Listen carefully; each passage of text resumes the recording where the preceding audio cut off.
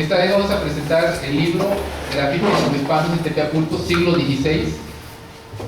Pascual Tinoco Quesnel, que es uno de los autores, y yo, Miguel Vázquez. El libro de grafitis, bueno, alguien puede decir, bueno, ¿qué tiene que ver grafitis con lo rupestre, ¿no? Y todo esto, ¿no? Pues, nosotros partimos del concepto de graffiti, que es un concepto arqueológico, ¿no? Es decir, algunos utilizan, hay algunos autores que utilizan el término de grafito. Hay algunos libros que han salido sobre grafitis en otras partes del mundo, pero más que nada en Europa, en España, es donde se ha dado más estudio sobre los grafitis medievales, que es donde se dan mucho más los estudios. En el Medio Oriente también. También hay algunos trabajos de grafitis contemporáneos, sobre todo de un autor que se llama Bastos, que es un español que hace un estudio sobre los grafitis de los WC de una universidad de España. Alessandra Russo, que es una historiadora del arte italiana, que está haciendo un estudio sobre grafitis coloniales. Aún no ha publicado sus estudios de muchos conventos del siglo XVI en el centro de México y en otras partes, ¿no? Michael Carpet, que este es uno de los grafitis que él publicó en una gaceta de la UNAM, una revista de la UNAM sobre tiros de la UNAM en 1978. Se llama el artículo Graffiti de Tikal, Guatemala. Es de los pocos estudios sobre graffiti, digamos, prehispánicos, ¿no? Sobre todo en la zona de Tikal y el Petén, predominan muchos estos grafitis y algunos estudios, ¿no? Otro de los estudios más recientes y que salió el año pasado es el de Igor Cerda, que es un arqueólogo que vive en Michoacán. Él hizo un trabajo sobre Tiripitío, es un convento del siglo XVI, y curiosamente el Igor Cerda, los estudios que hizo sobre esos grafitis en ese convento, se dio una noticia del descubrimiento porque estaban inéditos, pero curiosamente se hizo la noticia en España, en Navarra.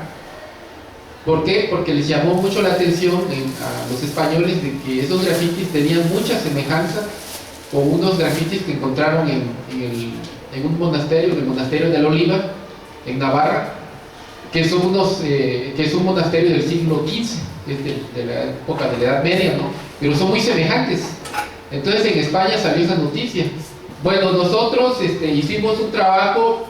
Primero vamos a ubicar espacialmente el lugar.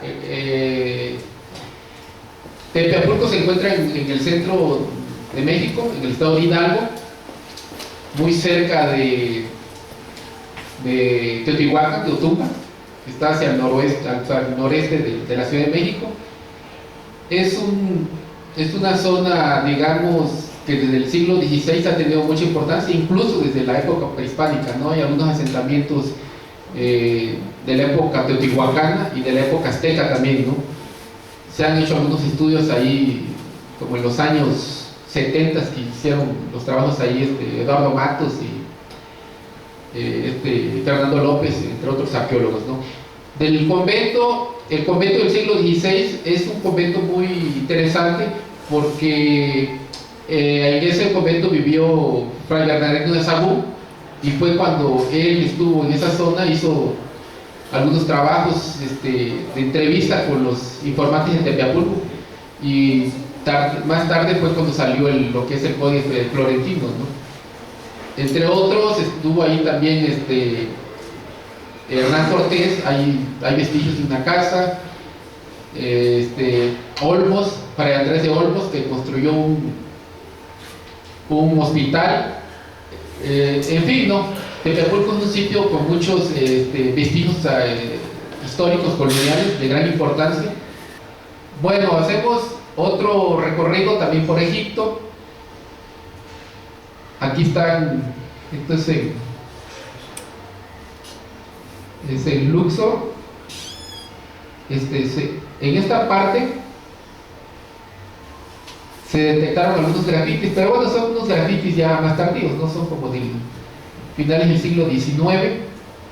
Este es el del monasterio de la Oliva, que los grafitis que se encontraron en los guardapolvos del monasterio son muy semejantes a los que se encontraron en el 2009 y los que Igor Cerda menciona, ¿no? Que son caballos, representaciones religiosas, en fin, ¿no? Incluso nosotros presentamos también dentro del libro de grafitis este hallazgo de la Oliva, porque también tiene cierta semejanza, ¿no? Con los que nosotros encontramos en Tepeapulco. A ver, si le seguimos. Bueno, estos son algunos grafitis hallados en otras partes. Como decíamos al principio, Alessandra Russo ha hecho algunos trabajos en Pasoyucan, en algunos conventos de Oaxaca, incluso en algunos conventos de Actopan, en el estado de Hidalgo, en el estado de México. Y esto una serie de, como digamos, una generalidad, ¿no? de otros grafitis que se han hallado. Igual acá, ¿no? Así, ¿no? Representaciones de lunas, de personajes antropomorfos, en fin. Dentro del recorrido que hacemos, presentamos de una forma así muy general algunos grafitis que se han hallado en lo que es el exconvento de Hueyapa, en el estado de Morelos.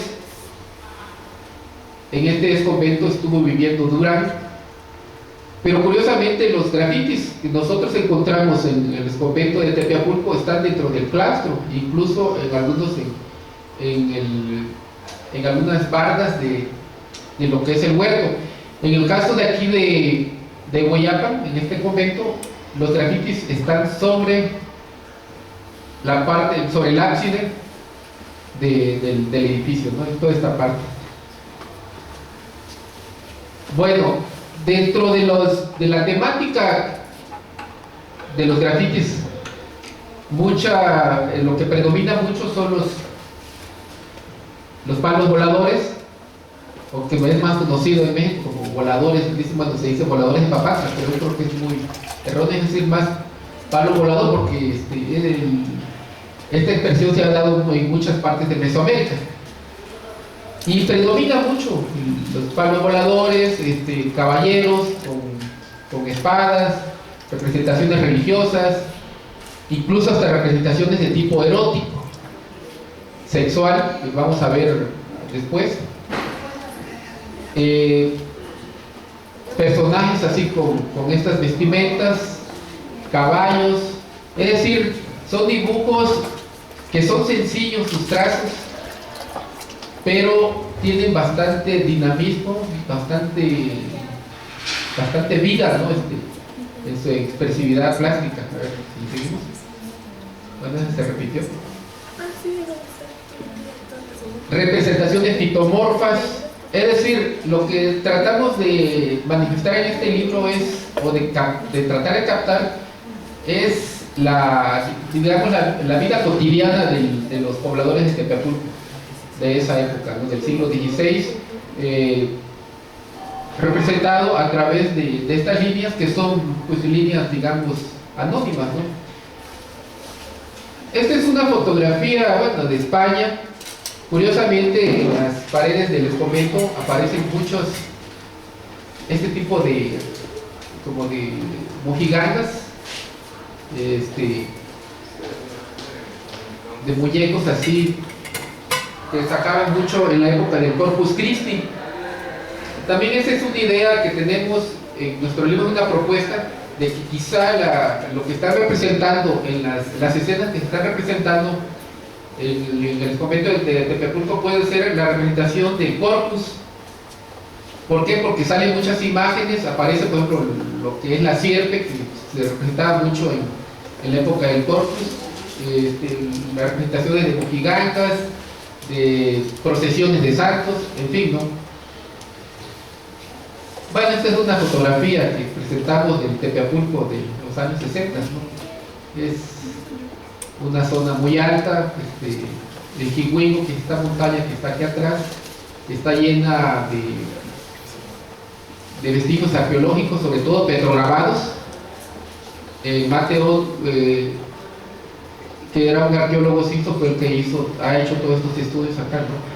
Y en la parte de abajo del Jingüingo hay vestigios de teotihuacanos, y el pueblo de Tepeapulco está sobre un asentamiento azteca. En fin, ¿no? Es que por cuestiones arqueológicas es una maravilla Tepeapulco. Uno de los glifos que representa Tepeapulco, que Tepeapulco significa Cerro Gordo, pero curiosamente hay una representación que vamos a ver posteriormente en lo que un grafiti es muy semejante al glifo, que es lo que nosotros pensamos que no puedan estar representando al glifo de Tepeapulco, ¿no? En otras de las páginas del libro aparece la temática sobre arquitectura. ¿Por qué? Porque dentro de los grafitis hay muchas representaciones también de edificios, de iglesias, incluso hasta de castillos. Es decir, muchas representaciones de edificios de tipo medieval. Esta es la iglesia de Tepeapulco, el instrumento de Tepeapulco es el ábside. Posteriormente hubo otra alteración aquí del edificio. En la parte del ábside hay una plaza de toros, que el arquitecto Gorbea Trueba lo menciona. Él hace todo un estudio y al parecer es una plaza de toros del siglo XVIII. Lo presentamos porque esta plaza de toros también hay toda una gran representación de la tauromaquia, los grafitis, de caballos, en fin, ¿no? Hay la representación de un torero. Yo creo que es de las primeras representaciones de un torero, ¿no? Para la época colonial, y a ver si le seguimos. Bueno, aquí se volvió a repetir. Muchas líneas que aparecer pueden ser escaleras, arcos. La representación aquí también de otro personaje hacia caballo, ¿no? En fin, con todo un universo, el universo novohispano, ¿no? El universo de caballos, ¿no? En esta zona de Tepeapulco, a ver si les digo. Aquí vemos también la representación de una torre con elementos así muy de esa época, ¿no? Las columnas, personajes así como guerreros con sus banderas, que andan allí como haciendo guardia, ¿no? Caballos, otros personajes aquí, caballeros, aquí casi en combate, en fin, ¿no? O aquí al parecer una iglesia, a ver si le seguimos. Esto es el mismo graffiti, ¿no? El anterior, pero bueno, aquí está en grande. Es un graffiti bastante grande. Nosotros utilizamos la técnica del calcado, ¿no? Porque de verdad que era bastante difícil para tomar las fotografías. Cuando tomamos fotografías, pues se nos complicaba mucho, ¿no? Porque no salían nítidas las líneas. Tuvimos que calcarlos, tratando de aproximarnos mucho. Entonces vemos aquí todo este universo, ¿no? De la arquitectura de este lugar. A ver si le seguimos. Bueno, toda la zona del estado de Hidalgo, digamos que es un corredor de edificios del siglo XVI.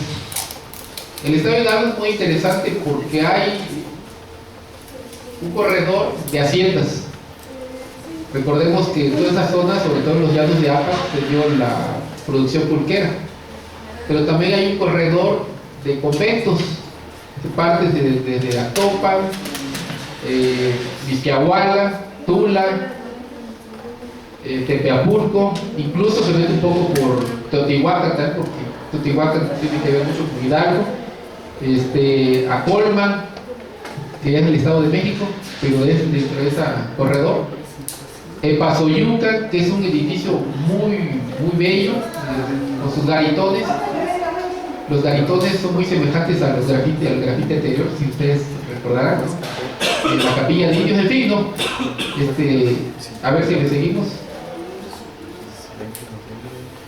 Hay un apartado dentro de nuestro libro en donde mencionamos cómo es que los franciscanos, que así como fueron destructores de edificios, fueron destructores de libros, de códices prehispánicos, también fueron constructores.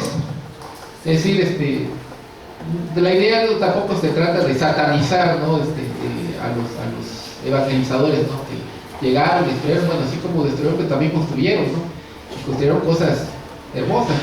Como los edificios coloniales que tenemos todavía. A ver si les seguimos. Curiosamente, hay unos grafitis que están dentro de la puerta del convento. Son unos personajes, un personaje femenino y masculino, que están cargando cosas, ¿no? Que pudiera ser la representación de tamemes o pochtecas. Pues esto no son, ¿no? Este es un dibujo del Códice Florentino. Nosotros hacemos una comparación. Recordemos que en esa zona de Tepeapulco, anteriormente en la época prehispánica y posteriormente en la época colonial, hubo un camino real. Un camino real que conectaba desde la zona de Teotihuacán hacia Veracruz, ¿no? Es la zona que entraba por Tlaxcala.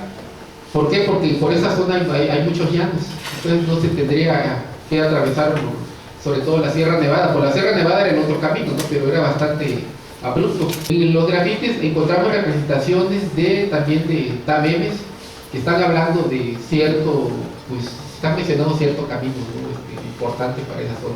Bueno, yo le dejo aquí para que continúe aquí Pascual Tinoco. Bueno, buenos días. Lo que yo le puedo decir es lo siguiente. Originalmente las láminas que rescatamos fueron de 90 por 60 mediante los bolígrafos. 45 son completas y 15 son fragmentos. Lo que rescatamos en realidad es parte de lo que se llama el Corpus Christi. Digamos que México tenía mucha cercanía con las fiestas.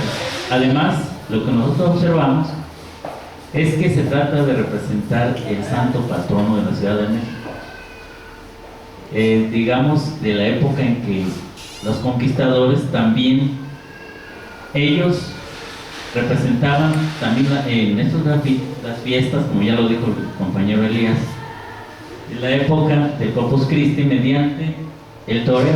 En México se instaló también el primer toreo que existió en México. Hacía cierta representación también. Este toreo también se ubicaba el primero en el centro de la Ciudad de México, donde se encuentra hoy la Suprema Corte de Justicia.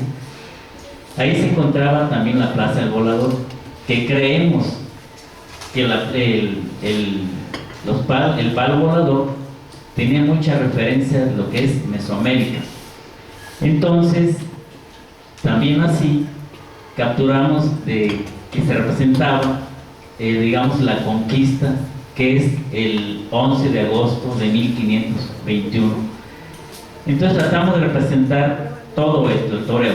Son 9 temas los que aquí tratamos de representar. Son 9 temas, si quieren ustedes escuetamente. Sale lo que es la ganadería, palo volador, etc. Son 9 temas específicos. Apenas es el esbozo. Estamos emocionados porque este trabajo lo presentamos por primera vez a nivel nacional en Canal 22. Les encantó el tema, porque creyeron que eran grafitis callejeros. No, les dijimos, son del siglo XVI. ¿Por qué lo ubicamos en el siglo XVI? Es mediante una figura que también lo retomamos de la doctora Alessandra Russo para 1595. Esta es una de las imágenes más hermosas que les gustó en el canal 22 de Conacul, que es la representación de uno de los, creemos, de uno de los santos. Ahí se representa el diablo, que ya tenía una connotación de origen colonial. La que sigue, por favor. Si ustedes se darán cuenta, son dibujos que creemos que aparentemente se ven muy fáciles de hacer, Nosotros lo localizamos hasta 1 centímetro en las paredes en el guardapolvo. Nos costó mucho trabajo, tuvimos que hacerlos casi acostados. También en esos momentos hacían, los novios iban a presentarse, hacer los votos de confianza, porque hacen todavía, digamos, los curas como un encierro de horas. Veían que afanosamente cómo dibujábamos o calcábamos y decían, ¿qué trabajo tan más padre está? Hay que hacerlo acostados, ¿verdad? No, ya nos dolía la espalda. ¿La que sigue? Vean ustedes, hasta encontramos la representación del Códice Florentino en estos dibujos tan simples como la luna, el sol, etc. ¿La que sigue? Los caballos fue algo increíble, ¿no? Para entonces, los conquistadores, el caballo para ellos se volvió algo sagrado, los cuidaban tanto. Inclusive hay alguna representación de pinturas que les ponen una faja para transportarlos desde las Antillas y varios lugares que tuvieron con el centro de México. Inclusive encontramos que aquí en México llegaron los primeros pares de hembra y macho para reproducir la cuestión del caballo. ¿Qué sigue, por favor? Esta es parte de los contrafuertes del famoso convento de San Francisco de Asís. Creemos, bueno, junto con el hospital, el primer hospital para viajeros que se construyó en 1528. ¿La que sigue, por favor? Esto es lo que le decíamos, los caballos que eran transportados a la Ciudad de México, que jugó un papel muy importante para la conquista, porque incluso no les permitían a los indígenas montar un caballo, porque los españoles tenían cierto temor que también ellos los llegaran a utilizar. Posteriormente, los primeros que lograron usar los caballos en México fueron los tlaxcaltecas y otros lugares, los que ayudaron a la conquista. ¿Usted sigue, por favor? ¿Es otra representación? ¿La que sigue? Este es otro de los personajes, don Antonio de Mendoza, que le dio mucho énfasis a las fiestas de la conquista, de lo que es la tauromaquia. ¿La que sigue, por favor? Es Hernán Cortés. ¿La que sigue? Sigue representándose las imágenes de caballos. ¿La que sigue, por favor? ¿La que sigue? Es otra representación de las artes de la tauromaquia que se llevaba a cabo en la Ciudad de México y parte de Tepeyapulco. ¿La que sigue? Ustedes se darán cuenta, es algo que hacen muy enfático en estos momentos. ¿La que sigue? El diablo cojuelo, que esta es la representación que Canal 22 nos hizo. De veras fue un trabajo bastante laborioso, que no recibimos la ayuda de nadie, se los aseguramos. Todo ha corrido a cuenta nuestra. De la institución obtuvimos el sello del INAH y le hemos dado gran difusión a nivel nacional. Adelante, que sigue. Como se dan cuenta, sigue representando el diablo cojuelo y otros garitones. La que sigue, por favor. Este es el famoso representación de los cohetones, que Elías logró recuperar de parte de uno de los coheteros. Logró recuperar la simbología que tenía este tipo de cohetones. La que sigue, por favor. La que sigue. Si se dan cuenta, sigue la representación de caballos, etc. La que sigue, por favor. La que sigue. Este es el palo volador que creemos y recuperamos de que no nada más es los palos voladores del Tajín. Esto se dio en todo Mesoamérica.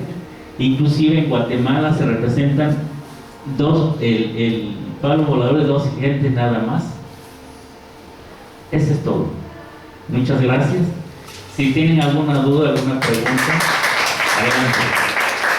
Pero hay grafitis también que a veces son muy pequeños, miniatura, que es bastante difícil detectarlos. Incluso el cura del convento mandó a taparlos porque pensó de que eran grafitis contemporáneos, y hay muchos que ya están tapados. Pero también hay grafitis contemporáneos, es decir, ¿quién no ha hecho grafiti en un momento de nuestra vida? Yo creo que todos. de niños cuando íbamos a la primaria, hay en las paletas, en los baños, siempre hacemos, es decir, el grafiti es una expresión, digamos, anónima. Incluso los cuadernos, hay gente que está haciendo un dibujo cuando está platicando, en fin, es una expresión anónima. Y eso es lo interesante, ¿no? Porque es el contraste con los dibujos oficiales, ¿no? Nos olvidaba decir de los grafitis hay un libro que se llama Grafitis Amatorios de Pompeya, que es de Enrique Mortero Cartelle, que es un investigador argentino.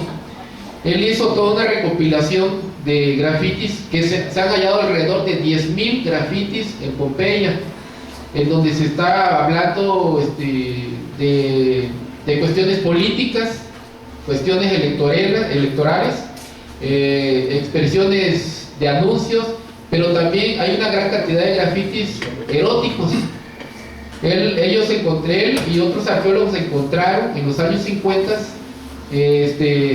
grafitis en los burdeles de Pompeya, en donde están hablando, pues, ahora sí, con palabras soeces, ¿sí? Con palabras soeces o leperada y media, como dice Pascual. Han pasado 2000 años, pero no cabe duda que los seres humanos seguimos manifestándonos de una manera muy semejante, ¿no? Y ese es un libro muy interesante. Incluso hay una serie de televisión, no sé si recordarán, que salió hace como unos 4 o 5 años, creo que se llama Pompeya o Roma, en donde sale la serie. Y lo primero que presentan son los grafitis animados, pero son los grafitis, hay grafitis escritos, pero también grafitis con dibujos. Entonces los que hicieron esta serie de televisión, a los grafitis los animan y empiezan a salir, por ejemplo, personajes con grandes penes caminando, corriendo, mujeres desnudas, en fin, ¿no? Es muy interesante toda esa expresión. Y algunos estudiosos dicen que el graffiti es una literatura de la calle. Ajá. Entonces, porque se manifiesta a través de dibujos, pero también se manifiesta a través de textos, de letras, de expresiones literarias. Y bien, bueno, dentro de los grafitis de Tepapulco, nada más, no lo presentamos aquí en las fotografías, nada más encontramos dos palabras. Una que es una palabra en náhuatl, que es Ilpitotli, que es el niñito. Otra, una fecha, que es de 1595, y la otra que es gracias a Dios, que son palabras, ¿no? Y los demás son letras, son dibujos. Hacemos una comparación en cuanto al estilo de los dibujos con el Códice Florentino, o los memoriales que realizó Sagún con los informantes de Tepeapulco. ¿Por qué? Porque son muy semejantes en cuanto al estilo, ¿no? Por ejemplo, representaciones de lunas, de peces, en fin, ¿no? Pero alguien podría decir, bueno, es también el estilo de la época, ¿no? La propuesta de que pudiera ser gente, pues del mismo convento, porque también si hay en los conventos de esa época, pues eran lugares bastante, digamos, herméticos, bastante cerrados, ¿no? El acceso para entrar, pues yo creo que era nada más de la gente que estaba ahí, ¿no? De los religiosos. Entonces, por eso es lo interesante, porque dentro de los grafitis es el único grafiti donde aparece una relación sexual entre un hombre y una mujer, ¿no? Y hay dos diálogos que están como